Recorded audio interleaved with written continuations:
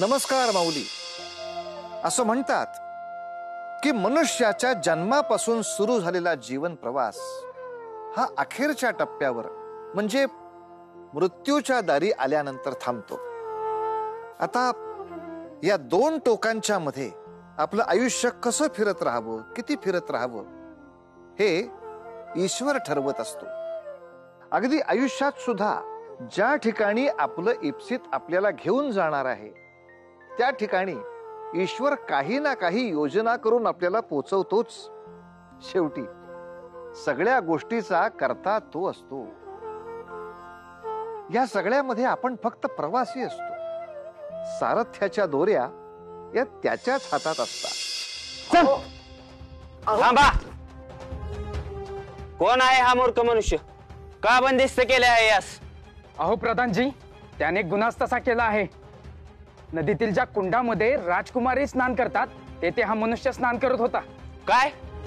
अरे मूर्ख मनुष्या, तुला जाणीव आहे का तू काय कृत्य केले आहेस? अहो, माझे म्हणणे तर स्पष्ट ऐकून घ्या. मी केवळ तिथे स्नान करण्यासाठी गेलो होतो. एक शब्द देखील बोलू नकोस. या वास्तूमध्ये केवळ राजकुमारींचाच स्वर अंतिम असतो. आणि तू जो अपराध केला आहेस तो किती गंभीर आहे हे त्याच ठरवतील. आपण नेमके काय सुचवू इच्छित आहात? म्हणजे या अपराधाबद्दल कदाचित त्या तुला देहदंड देखील देऊ शकतात. त्यांचा शब्द अंतिम असतो. राजकुमारी दीपश्री यांचे आगमन होत आहे. हो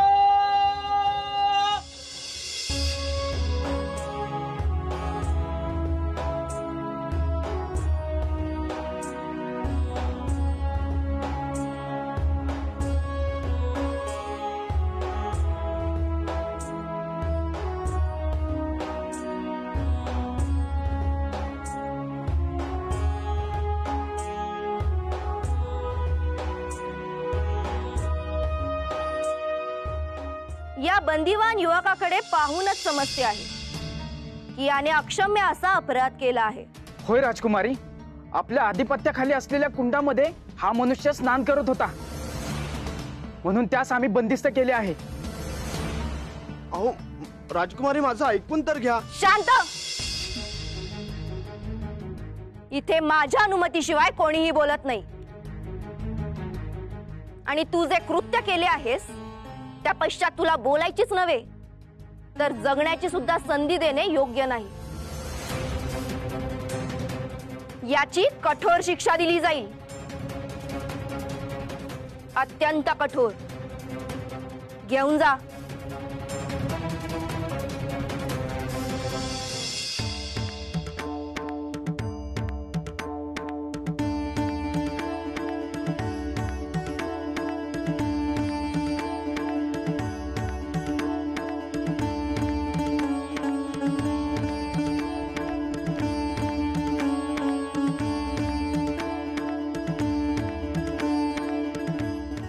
चंद्रिका,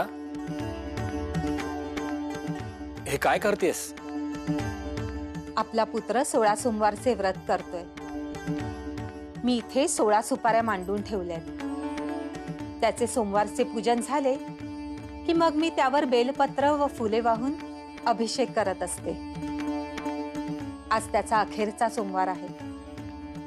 पुढील सोमवारी त्याचे पूजन झाले की त्यानंतर मग उद्यापन आणि व्रत संपन्न होईल. आणि त्या पश्चात त्यास अपेक्षित फलप्राप्ती निश्चितपणे होईल. होय, देवव्रत सध्या अतिशय नाजूक मानसिक अवस्थांमधून जातोय. त्याला उभारी मिळण्यासाठी ही फलप्राप्ती होणे आवश्यक आहे.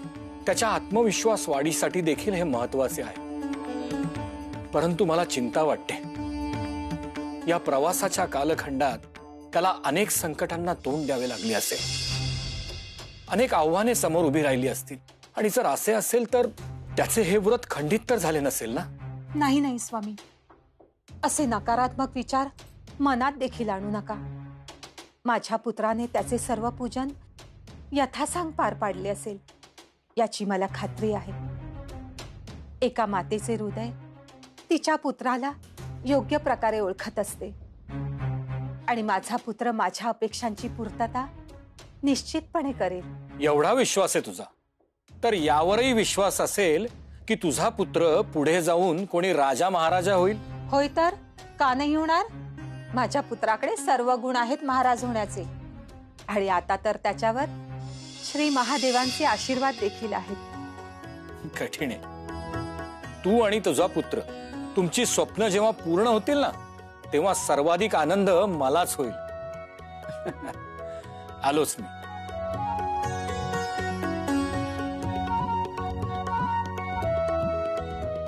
हे महादेवा, माझ्या पुत्राच्या सर्व इच्छा आकांक्षा पूर्ण कर, हीच एकमेव विनंती.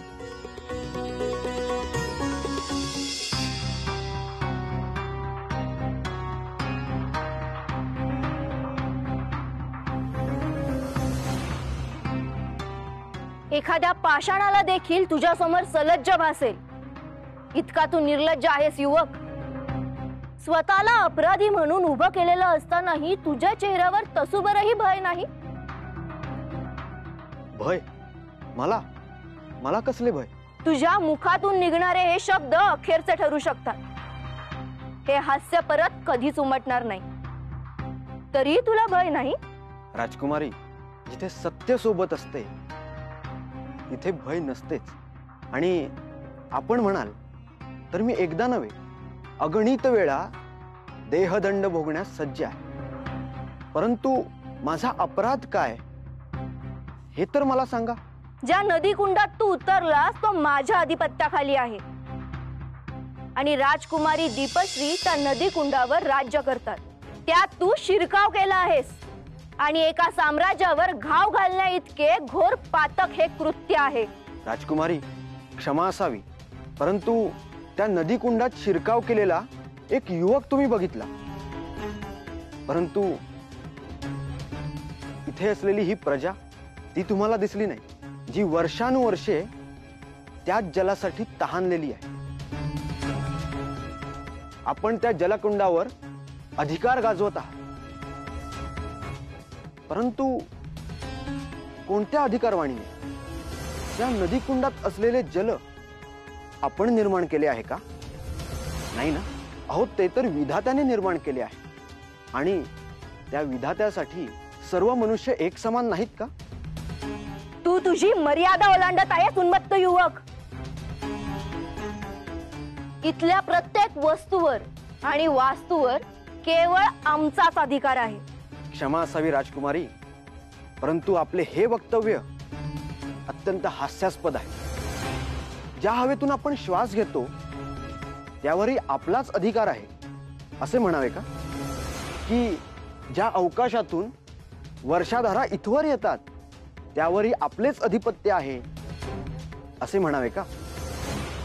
थोडक्यात तुम्ही स्वतःला निसर्गाहून थोर मानत आहात, आणि दुर्दैवाने उद्या हा निसर्ग आपल्यावर रुष्ट झाला, सर्व जल आटून गेले, दुष्काळग्रस्त परिस्थिती निर्माण झाली, तर आपण हे जल कुठून आणाल? आणि आपल्या युक्तिवादानुसार ह्या प्रजेला जल आपणच पुरवत आहात. आणि जर असे झाले तर त्यांचे काय होईल? त्यांनी काय करावे हा त्यांचा प्रश्न. तू आमच्या दैनंदिन कारभारात हात घालण्याचे काय प्रयोजन? प्रयोजन एवढेच की आपल्याला झालेला सत्तेचा अहंकार पायदळी तुडवणे आवश्यक आहे. अहो, ज्या भगवंताने ही सृष्टी निर्माण केली त्याने मनुष्यासह सर्व प्राण्यांना त्याचा आस्वाद घेण्याची मुभा दिली. तो जर यामध्ये हस्तक्षेप करत नाही तर असे वर्तन करणाऱ्या आपण कोण? केवळ या नदीकुंडावरच नाही तर या संपूर्ण राज्यावर या प्रजेचा, इथल्या जनावरांचा, वृक्ष वेलींचा समान अधिकार आहे. आणि तो अधिकार हिरावून घेणाऱ्या आपण सर्वात मोठ्या अपराधी आहात. राजकुमारी, इतकी वर्ष ह्या प्रजेला त्यांच्या अधिकारापासून वंचित ठेवण्याचा अक्षम्य गुन्हा आपण केला आहे, आणि त्याचे शासन आपणास का मिळू नये? आम्हाला न्याय हवा आहे. आम्हाला आमचा अधिकार मिळायलाच पाहिजे. हो हो, आमचा अधिकार आम्हाला मिळालाच पाहिजे, आमचा अधिकार आम्हाला मिळालाच पाहिजे, आमचा अधिकार आम्हाला मिळालाच पाहिजे, आमचा अधिकार आम्हाला मिळालाच पाहिजे, आमचा अधिकार आम्हाला मिळालाच पाहिजे, आमचा अधिकार आम्हाला मिळालाच पाहिजे, आमचा अधिकार आम्हाला मिळालाच पाहिजे.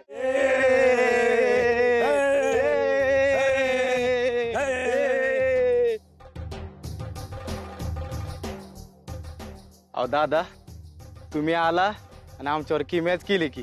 अहो जे वर्षानुवर्ष आमच्या मनात होतं तेच तुम्ही सांगितलं.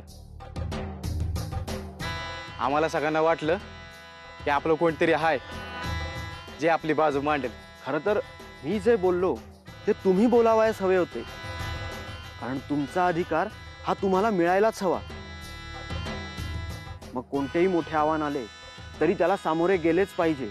अहो दादा, तुम्ही आमच्या गावात आलात, तुम्ही आमचा अतिथी आहात. चला भोजन करायला चला, म्हणजे आम्हाला तुमची सेवा केल्याचं समाधान मिळेल. अहो नाही नाही, क्षमा करा, परंतु मी अन्न ग्रहण नाही करू शकत. का हो, आमचं चुकलं आहे का? नाही नाही, कदापि नाही. आज आज सोमवार आहे आणि माझे 16 सोमवारचे व्रत आहे आणि महादेवांचे पूजन केल्याशिवाय अन्नग्रहण न करण्याचा मी निश्चय केला आहे. 16 सोमवार हे कसलं व्रत? हे आम्हाला काय ठाव नाही. एखादी मनोकामना किंवा मनातली इच्छा पूर्ण करण्यासाठी हे व्रत केले जाते. 16 सोमवार महादेवांचे मनोभावे पूजन करावे, कठोर तपस्या करावी. सर्वात प्रथम हे व्रत स्वतः देवी पार्वतींनी केले होते असे ऐकिवात आहे आणि ह्या व्रताचा आजचा हा माझा अखेरचा सोमवार. आजची पूजा एकदा संपन्न झाली की पुढील सोमवारी यथासांग उद्यापन करेन, तेव्हाच हे व्रत खऱ्या अर्थाने संपन्न झाले असे म्हणता येईल. त्या पश्चात महादेव प्रसन्न झाले तर माझ्या मनातली इच्छा ते पूर्ण करतील सुद्धा.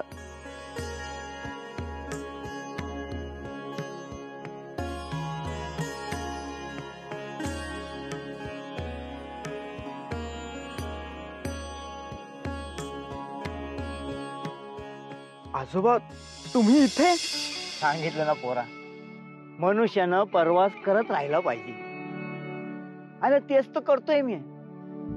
आणि असं चालत चालत इथपर्यंत आलो म्हणायचं. बरं, तुझं कसं चाललंय? तुमच्या आणि माता पित्यांच्या आशीर्वादाने सारे काही उत्तम चालू आहे.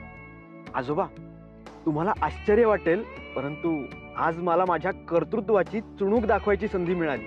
असं म्हणजे नक्की काय केलंस पोरा? आज मी माझ्या बुद्धी चातुर्याने इथल्या राजकुमारीला आव्हान दिले.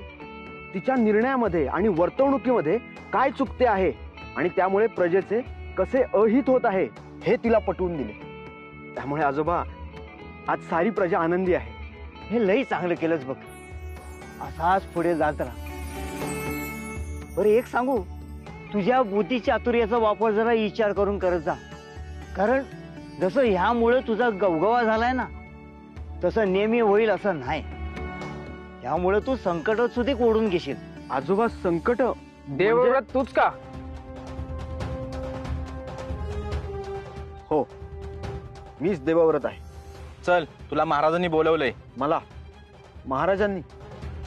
का? ते तुला तिथे गेल्यानंतर समजेल. अहो पण आजोबा,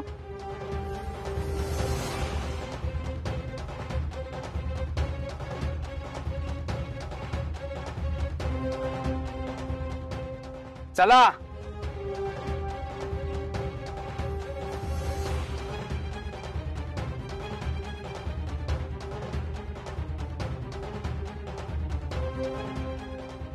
चला.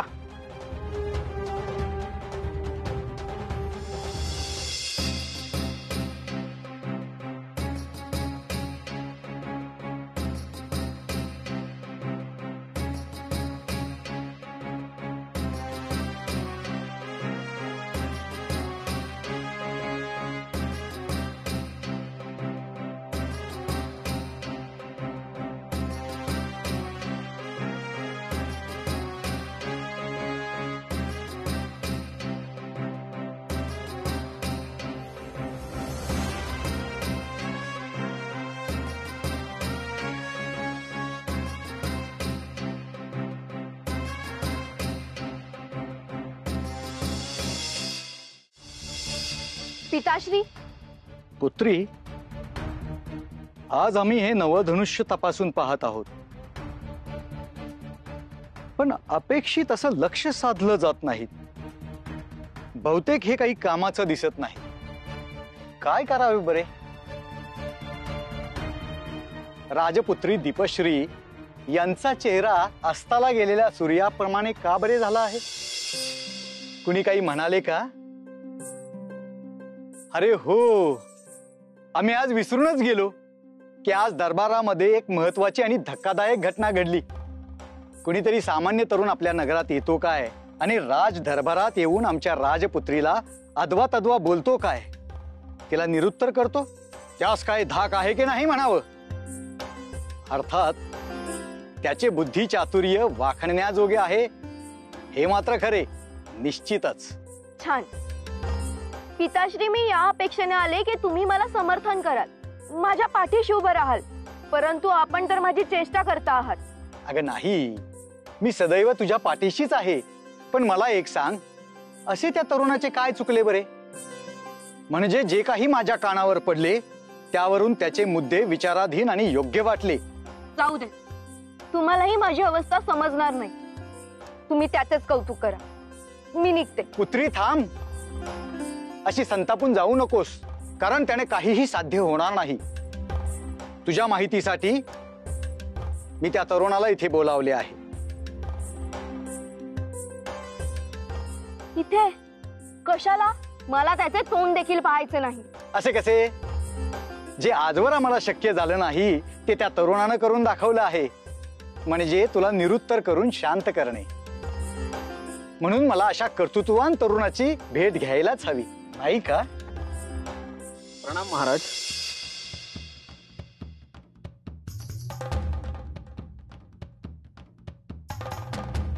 प्रणाम वगैरे होतच राहतील युवक, पण तुझा परिचय काय म्हणावा? महाराज, मी देवव्रत. मी देशाटनाच्या मोहिमेवर जात असताना या नगरीमध्ये वास्तव्यास होतो. येथील नदीकुंडात स्नान करत असताना मला आपल्या सेवकांनी पकडले आणि दरबारात येऊन आमच्या पुत्रीच्या विरोधात, म्हणजे आमच्या विरोधात विधाने केली, होय ना?